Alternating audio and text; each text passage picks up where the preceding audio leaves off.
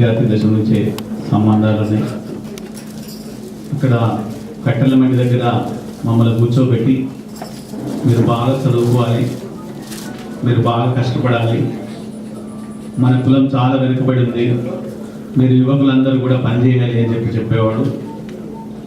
ఆ తర్వాత కాలక్రమేణా ఈ మధ్యలో తెలంగాణ ఉద్యమం నడుస్తున్న తరుణంలో పిట్టల రవీంద్ర గారు, నేను చాలా సందర్భాల్లో లక్ష్మీనారాయణ సార్ కలవడం జరిగింది. వారి తెర వెనుక ఉన్న చరిత్రను, వారు చేసిన త్యాగాలను తలుచుకుంటే అసలు నిజంగా ఇంత గొప్ప ఖ్యాతి కలిగినటువంటి వ్యక్తులు ఎందుకు వెలుగులోకి రాలేదు?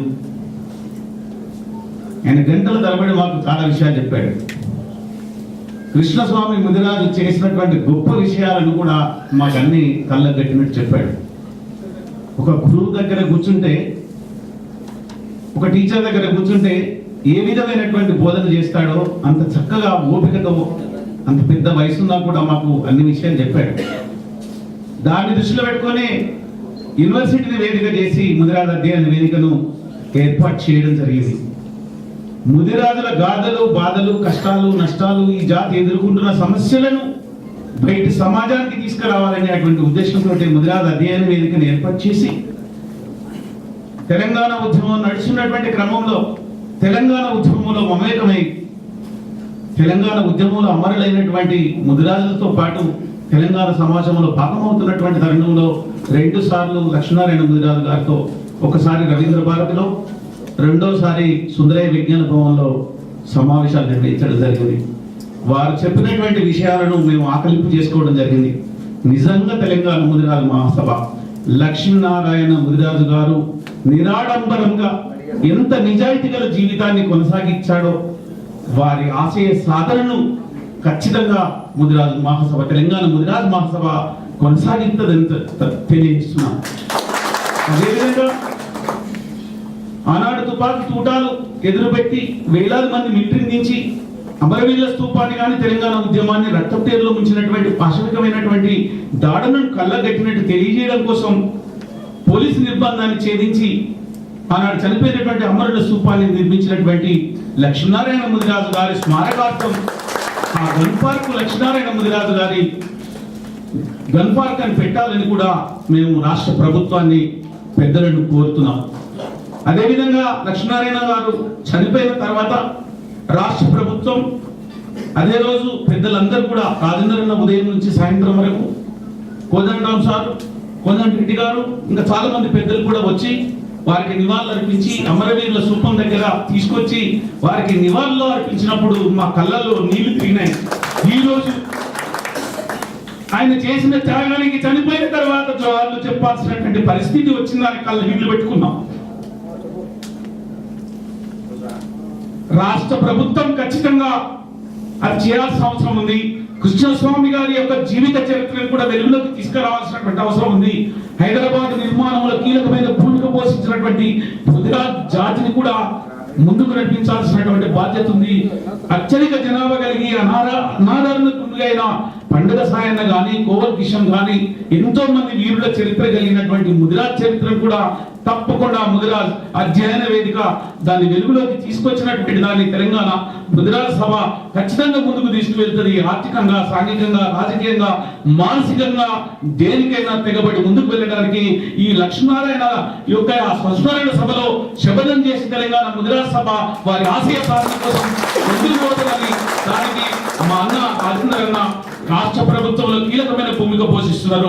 వారి ఆశీస్సుల ద్వారా మేము ముందు కొనసాగుతాం.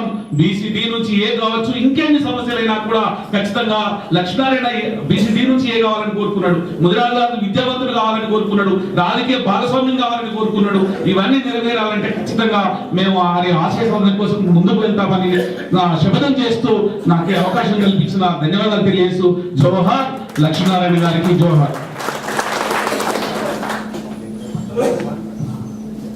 శంకరన్నకు ధన్యవాదాలు తెలియజేసుకుంటూ, ఇప్పటిదాకా చాలా మంది మిత్రులు మాట్లాడినారు. మరి పెద్దలు లక్ష్మీనారాయణ గారి సంస్మరణ సభ చేయాలనుకున్నప్పుడు తెలంగాణ ముదిరాజ్ మహాసభ వారి ఆశీస్సులతో ఏర్పాటు చేయబడ్డ సభ. ఇది మా బాధ్యతగా భావించి వెంటనే దీన్ని చేయాలని చెప్పి 12వ తారీఖు నాడు రేపు దశదిన కర్మ కార్యక్రమాలు జరగకముందే ఈ కార్యక్రమాన్ని నిర్వహించాలని చెప్పి ఈ కార్యక్రమాన్ని చేపట్టడం జరిగింది.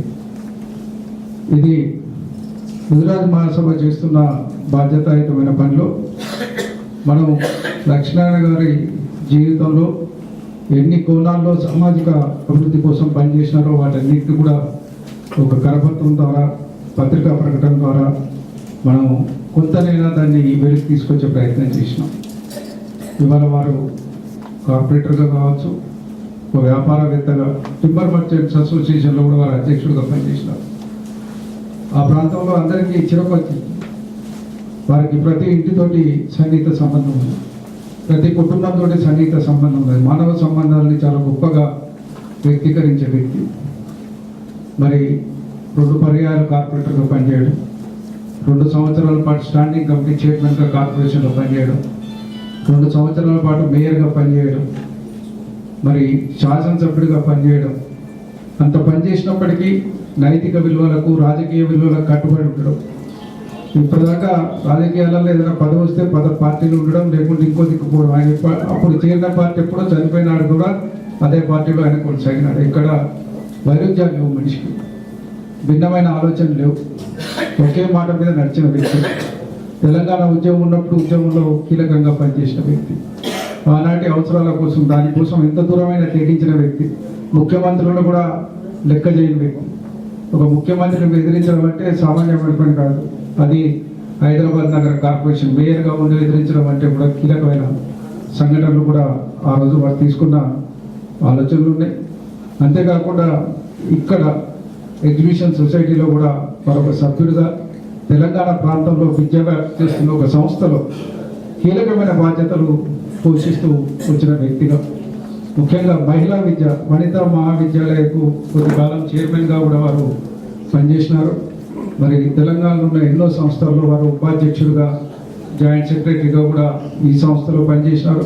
ఎక్కడ పెద్ద వీటి గురించి బయట ఎక్కువ చెప్పకపోయారు, కానీ ఎవరైనా ఏదైనా సాయం కావాలని అడిగితే వెంటనే స్పందించి చేసేవాళ్ళు. నేను ఇటీవల కాలంలోనే సార్కు ఒకరోజు ఫోన్ చేసి, సార్ గుడ్డి వాళ్ళ పిల్లలు నన్ను చదువుకుంటున్నారు, వారికి ఏదో ఇబ్బంది ఉన్నది ఫీజుల విషయంలో అంటే, వెంటనే నాకు తెల్లారి ప్రాబ్లం సాల్వ్ చేసి మళ్ళీ ఫోన్ చేసి నెక్స్ట్ డేనే ప్రకాష్ ఆ ఇబ్బంది ఉండదు, ఇదివరకు ఉంటే ఉండొచ్చు, ఇప్పటి నుంచి ఉంటుంది, ఆ పిల్లల్ని మంచిగా చదువుకోమని, పిల్లల్ని బాగా పైకి రమ్మని సార్లు పెంచాల్సిన. ఎక్కడైనా ఎవరైనా ఒక చిన్న పని అడిగితే దాన్ని వెంటనే స్పందించే వ్యక్తిత్వం. మరి ఇక్కడ కోఆపరేటివ్ బ్యాంక్లో కూడా వారు పీపుల్స్ కోఆపరేటివ్ బ్యాంక్ షేర్ హోల్డర్గా దాని మొదటి నుంచి నిర్మాణంలో ఉండి ఆ బ్యాంకు అభివృద్ధిలో కూడా కీలకంగా పనిచేసిన వ్యక్తి. ఏ పని ఆయనే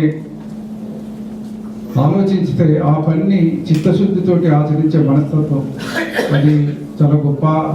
ఇది తెలంగాణలో సరే పర్టికులర్గా ముదిరాజులు వారి న్యాయమైన స్థానం, న్యాయమైన వాటా వారికి అందాలనే అంశంలో ఇక్కడ రాజీ పడకుండా పోరాటం చేసిన వ్యక్తి. ఎవరితోటి రాజీ పడలేదు.